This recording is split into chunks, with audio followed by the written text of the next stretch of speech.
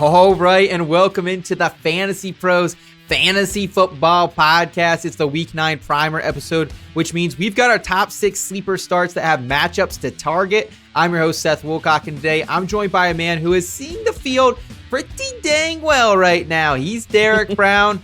D-Bro, how are you coming into Week 9 after some pretty good hits last week, including the pride of East Palo Alto, California, Troy Franklin, baby, in last week's program?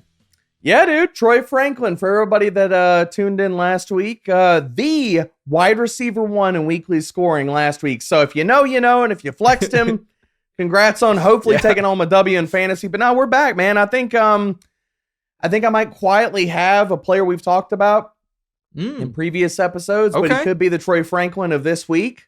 We shall see, but it's been good, man. I love the middle and later parts of the NFL season because the data sample we get continues to grow. Yes. And the more data that we get, the more accurate hopefully we can be in projecting a lot of these situations, whether it's coverages, usage, and everything in between. Yeah, it's very fun because everything we thought in draft season is so out of the window, and everything we even thought through the first month of the season is starting to fade away. And you really have to continue to be on top of these changing trends as a fantasy manager, as a fantasy analyst, if you want to take home those championships. So we're going to help you out today once again. And before we fire it up, shout out to all the fine people out there joining us either on the Fantasy Pros YouTube channel or the audio feed. Thank you so much for all the support this season. Please give this video a thumbs up if you enjoy this type of content. And also make sure you subscribe to the channel if you're new. We're trying to get to 300,000 subscribers by the end of the season. And with your help, we can get there. And by the way, if you want a chance to win a signed A.J. Brown Philadelphia Eagles jersey for free, courtesy of our friends over at pristineauction.com, all you need to do is head to fantasypros.com/contest, complete the form, and either A, download the free Fantasy Pros app, B, leave a review for the podcast, or C, follow us on X, Instagram, or TikTok. We are at Fantasy Pros. The more actions you complete, the more entries you're going to receive. And we will announce a winner right here on the podcast at the beginning of next month. So if you're watching on YouTube, make sure you ring the bell so you can be alerted when new episodes are up and to claim your prize if you are that lucky winner. And Derek Brown, let's go ahead and get things started at the quarterback position where you're keeping things 100 once again with a QB that I think, I don't want to say is disrespected in the fantasy community, but definitely undervalued time in and time out. Well, I think he's being undervalued because as good as Jared Goff is playing this season, it hasn't translated to consistent fantasy success because he doesn't run. But I just want to give him respect and tell people look, you definitely should be starting him this week. He's QB 13 in ECR, so right outside the top 12, and I'm starting him over a number of players this week. I would play Jared Goff over even Caleb Williams. I love him this week, man. I know he's QB 17 in fantasy points per game, but also let's talk about the quarterback play for Jared Goff throughout the season. This dude is top 6 in every single per dropback metric that I care about, Seth. Yards per attempt, passing touchdowns, accurate throw rate, catchable target rate. And the matchup this week is absolutely fantastic. Since week 4, the Minnesota Vikings pass defense has fallen apart. Seth. Dude. Since week 4, they have given up the highest yards per attempt and the highest passer rating and the third highest CPOE. They are getting shredded by downfield passing. If Jameson Williams would have been lower in rankings this week, I would have added him to this show because I think it's JMO week, dude. And for everything that Minnesota has struggled with and everything that they do, Jared Goff has been good against. They've given up a ton of deep ball production, as well as Minnesota is blitzing at the highest rate in the NFL. That doesn't matter for Jared Goff, dude. Nope. Out of all the quarterbacks, he has the highest yards per attempt and the second highest passer rating this season versus the blitz. So Jared Goff is going to sit back there this week and say, fine, Brian, you want to blitz me? Bring it on, baby. Downfield bombs are coming. Pew! Pew! Jared Goff is going to light it up, dude.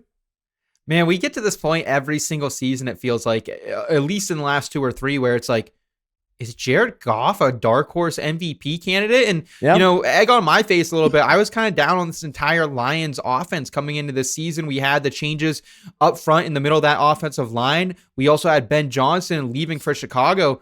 It doesn't matter. I mean, you mentioned it, man. Like clean pocket, completion percentage. Jared Goff, number 1 in the NFL, 79.7% completion percentage. And then blitz completion percentage as well, 75.5. So it doesn't matter if you bring 4, if you bring 3, if you bring the house, this guy's going to light you up. And it feels like whatever Minnesota's doing right now on defense, it's not working, man. Like look, just a couple weeks ago, they faced Dylan Gabriel over there overseas. Dylan Gabriel had 2 passing touchdowns. Come back over. Jalen Hurts can't get anything right in the passing game. Oh, how about 3 touchdowns, 326 for Jalen Hurts? Best completion percentage or passer rating in Philadelphia Eagles football history. And then Jay Herbo, after a down week, gets going for 3 touchdowns last week. So maybe a good week also to bet some Jared Goff, maybe over passing touchdowns if that line's coming in at 1.5 or 2.5 even. Oh, I bet you it's look, I'm going to pull it up while we're sitting here going through stuff. I bet you how much you want to bet Jared Goff's line is probably plus money, like probably plus 115. What do you think of the line is at? Do you think it's minus money, Seth? Because I bet you over 1.5 is probably plus money. What do you think? If it's plus money, it's got to be bet. I'll say that. If it's plus money, if we have it out, sometimes these props are getting a little bit later in the week, so we might not have that yet. But if it's at plus money, I think you have to hammer it, honestly, against this Vikings team. Which well, it's not plus money, unfortunately. It's extremely steamed up. But I mean, hard rock bet, it's over 1.5 is minus 170. I'm not saying like you don't want to straight bet that, but if you're throwing that into a parlay, a little dirty parlay, yeah, I like that. Like that. All right, Derek, let's go to the running back position where you have just one running back sleeper start for us this week yet again. Yeah, dude. Like, I mean, running back just gets gross and he gets gross fast. And a lot of the good situations, guys are pushed up in ranks. But there's one guy that I do think is getting disrespected, and I think he is a really strong flex play, and that's Samaje Perine. He's at RB 39, and I know people hear that name and they're going to say, dude, seriously, are you being real? Like, come on. But, look. He has averaged the last few weeks 8.3 touches per game, 54 total yards per game, and he's had 3 of 11 red zone rushing attempts. And if I were to tell people Samaje Perine is top 12 in missed tackles forced per attempt and yards after contact per attempt, people wouldn't agree. People wouldn't believe me, Seth, but that is the reality. He's 9th and 12th in those 2 metrics. Now you stack all that up against a Bears run defense that since week 4 has given up the 4th most rushing yards per game, 9th highest explosive run rate for a player that's got a good matchup. And in the same game, like people will talk about this week, oh, you need to flex Kyle Monangai because of same reasons. He's been productive. He's been efficient. He's probably going to flirt with 10 to 12 opportunities. He is getting respect in the rankings, but in the same game, a player with a similar outlook, Seth, who's probably going to get 10 to 14 opportunities, has a chance at a touchdown this week, and it is a really good matchup. Samaje Perine needs to be discussed in that same breath, and people aren't going to do it, but it's real. Well, and the reason that I was so high on Chase Brown after the first 2 weeks of the season is he was getting nearly every single opportunity in this Bengals offense. And it has completely shifted where this is nearing a 50-50 split right now. I mean, Chase Brown last week, 15 touches, Perine 10. And Perine, very effective last week, 9 for 94 and 1 on the ground. So I love to see that. And he's someone here, like, it feels a little dirty. It feels a little wrong to be after someone like Perine, but at the same time, you laid out the case for him brilliantly. And Joe Flacco is kind of the boat that lifts all tides, if you would. Yeah, and I mean, even if we get Jake Browning, right, as of recording this right now, Joe Flacco's practicing. His status is a little bit up in the air. I do think that he plays this week. But to your point, regardless of whatever quarterback plays, I'm still in on Perine because the other thing is Cincinnati, look, they know how bad Jake Browning has played. So even if, like, yeah, Jamar Chase is going to get his targets, okay? Let's not beat around the bush. Like, that's going to happen. But also, if you're Cincinnati, if Browning were to start in this kind of matchup, wouldn't you also lean on your ground game just a little bit? Considering you know the deficiencies of the quarterback that would be under center, and you could do that in this type of matchup. So any way you slice it, Samaje Perine is a really strong flex play. If he scores this week and he gets 10 to, like, say, 14, 15 opportunities, he could be an RB2 this week, man. When you look at what we saw inside the red zone last week, we saw Jamar Chase. He had 3 targets there. We saw Chase Brown have 5 total touches. Samaje Perine right behind him at 2. T. Higgins is not getting looks here. The backup wide receivers are not getting looks. You have a Tanner Hudson target every now and then down there if it's not Gesicki. So, yeah, I'm okay with Samaje Perine. He's one of those guys who just does not go away, man. And pour one out for our boy Taj Brooks, right? Has not seen the field. Oh, man. Yeah, poor Taj, man. Because the thing about it is Taj is a better player than Samaje. Like, he is. Yeah. I was saying about Taj, like, all through draft season, like, I don't think Chase Brown is going to keep this CMC level workload. That was right. But I thought Taj could shove Perine aside, and that hasn't been the case. Yes, sir. Guys, make sure you're dominating your fantasy football leagues this season with FantasyPros Premium, now available for free for 6 months when you deposit and place your first wager at any of our partner sportsbooks, including Hard Rock Bet, baby. This is the easiest way to get full access to our top fantasy football tools all season long. Just go to fantasypros.com/premium to get yourself started. And Derek, let's go ahead to the wide receiver position where you're going back to the well on a receiver you were high on a couple weeks ago that came through for us. Yeah, I mean, again, like I alluded to this at the top of the show, but I'm back in on it, man. We're back on the same shiz here, like with Alec Pierce, bro. Like wide receiver 38. I'm going back to the well. And again, this is what we talk about with the coverage data and why it freaking matters. Because Alec Pierce has been a stud versus single high coverage.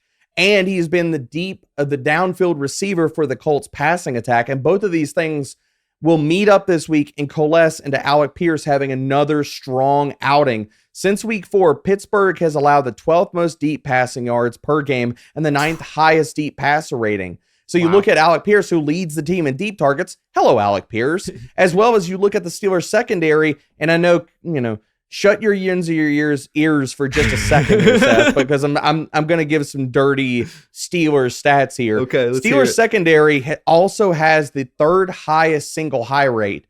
And again, like the reason I highlight all this coverage data is because it freaking matters. Against single high, Seth, Alec Pierce, 29.5% target share, 4.3 yards per route run, and a 33.3% first read share. You add all of this stuff up together, as well as I'm piling on top, dude. It's not one data point. It's 2 data points. It's actually 3 data points. Because since week 4, the Pittsburgh Steelers are giving up the 2nd most receiving yards per game and fantasy points per game to perimeter wide receivers. So however you want to slice this, baby, deep passing shots from Daniel Jones, single high coverage. The outside corners for Pittsburgh have sucked this year. Alec Pierce. All roads lead back to Alec Pierce this week. Yeah, and I feel like I know as good as anyone how bad this Pittsburgh Steelers defense, specifically the secondary, has been. Like Joey Porter, say what you want about him. I still think he's a good cornerback, but he's continuing to Porter's good. It's everybody else around him that's bad. Well, that's the thing. And like you look at the safety situation here, we have Miles Killebrew. He's on IR. You also are at a point where Deshaun Elliott's going to be out of this game, who Elliott's been up and down with his Pittsburgh career, but has been, really one of the better safeties we've had in recent years. They just made the trade this week for Kyle Ducker.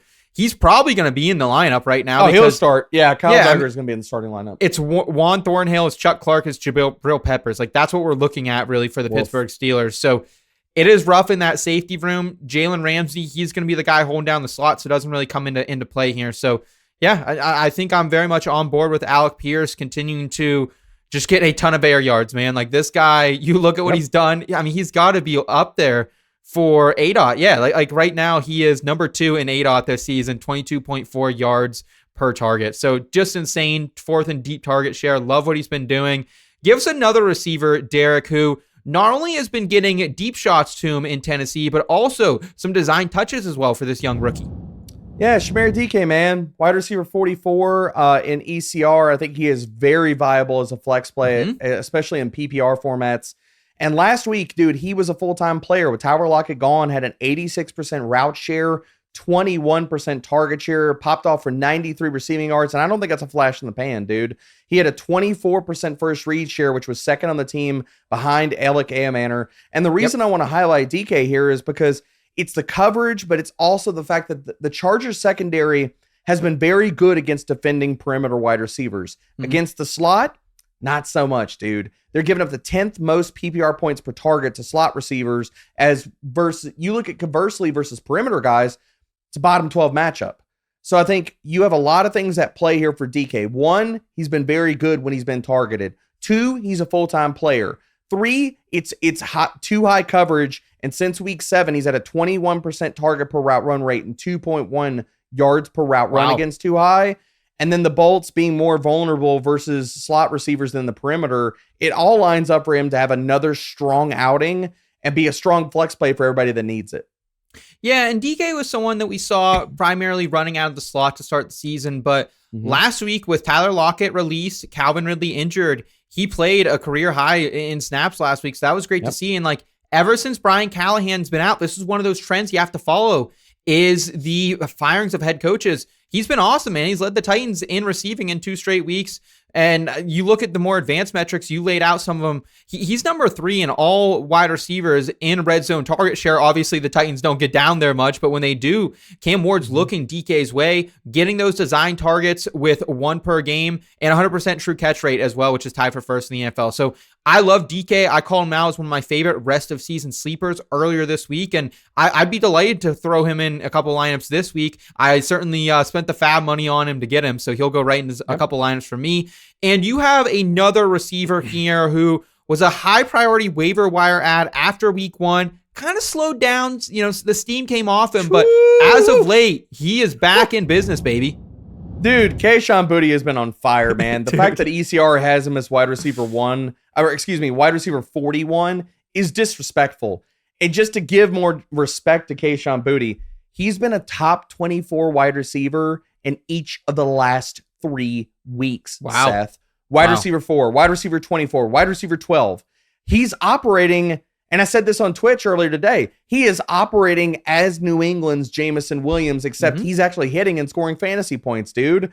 And again, going back to coverage data, the Atlanta secondary has struggled over the last few weeks, and they're running a ton of single high. They are running single high at the highest rate in the NFL, and Kayshon Boutte has seen his target share, his numbers come up against single high. Single high, he has a 16.2% target share. That's up from 12.7%. His first read share comes up. And since week 4, Seth, the Atlanta Falcons are giving up the 7th most PPR points per target to perimeter wide receivers. It all lines up.